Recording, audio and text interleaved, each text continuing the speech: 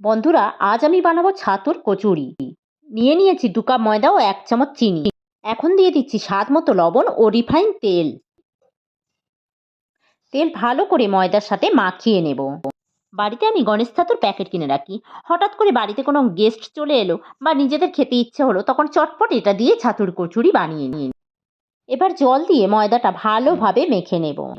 খুব কম সময়ের মধ্যে ঝটপট এটা বানিয়ে ফেলা যায় এবং ভীষণ নরম হয় এবং খেতেও খুব ভালো লাগে।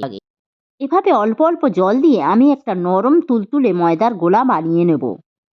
হাতে সময় থাকলে মাখাটা ঢাকা দিয়ে কিছুক্ষণ রেস্টে রেখে দেবেন, তাহলে গোলাটা নরম ও সফট হবে, কচুরিও নরম হবে এবং খেতে ভালো লাগবে। আর যদি সময় না থাকে তাহলে সাথে সাথে করে নেবেন, অসুবিধে নেই। আমি ছাতু দিয়ে কচুরি বানাবো, তাই নিয়ে নিচ্ছি ছাতু। নিয়ে নিলাম 5 চামচ ছাতু, অল্প একটু লঙ্কার গুঁড়ো ও ভাজা জিরার গুঁড়ো। এবার জল দিয়ে মাখিয়ে নেব। এটা মাখার সময় খেয়াল রাখতে হবে খুব বেশি নরম না হয়ে যায়, আবার খুব বেশি শক্ত না হয়ে যায়। তাই অল্প অল্প করে জল দিয়ে মাখবো। পারলে গুঁড়ো লঙ্কার বদলে কাঁচা লঙ্কা বাটা দেবেন, তাহলে আরো ভালো খেতে লাগবে। আমার ছাতুটা মাখা হয়ে গেছে। ময়দাটা আমি কিছুক্ষণ রেস্টে রেখেছিলাম। এবার আমি ময়দার খুঁড়ির মধ্যে ছাতুর পুর দিয়ে গোলাগুলো বানিয়ে নেব। চুড়িগুলো খুব নরম হবে এবং খেতেও খুব ভালো লাগবে।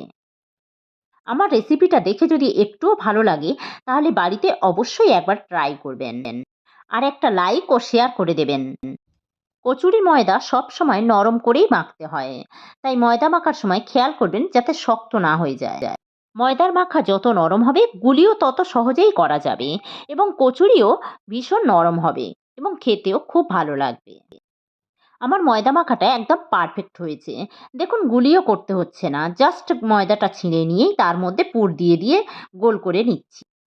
ময়দা মাখা যদি শক্ত হয়ে যায়, তাহলে একটা ভিজে কাপড় তার ওপরে দিয়ে আধ ঘন্টা রেস্টে রেখে দেবেন, তাহলে দেখবেন মাখাটা কিছুটা হলেও নরম হয়ে গেছে। আর ময়দা যদি উষ্ণ গরম জলে মাখেন, তাহলে মাখাটা আরো নরম হবে। এভাবে আমি একে একে সবগুলো পুর দিয়ে গুলি বানিয়ে নেব। ছাতুটা ঠান্ডা জল দিয়েই মাখবেন।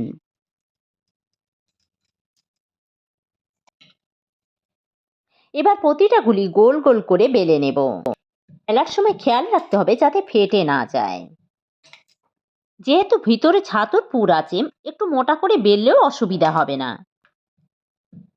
ফেটে গেলে কচুরি ভালোভাবে ফুলবে না এবং তেলও বেশি খাবে। ছাতুর কচুরি খুব কম তেলেই ভাজা হয়ে যায়। কড়াইতে তেল গরম করে একে একে কচুরিগুলো ভেজে নেব।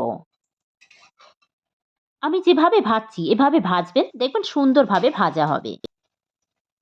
আমার চ্যানেলে কোনো নতুন বন্ধু হলে চ্যানেলটা সাবস্ক্রাইব করে নেওয়ার অনুরোধ রইল এবং পাশে থাকা বেল আইকনটি প্রেস করে দেবেন, তাহলে আমি যখনই কোনো নতুন রেসিপি দেব সাথে সাথেই আপনাদের কাছে পৌঁছে যাবে।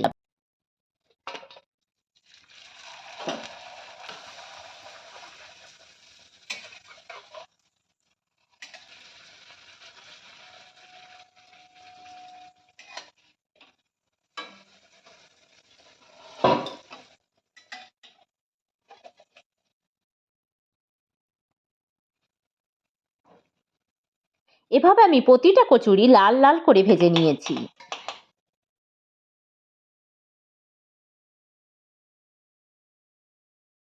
কচুরি আমি মটন কষার সাথে পরিবেশন করব।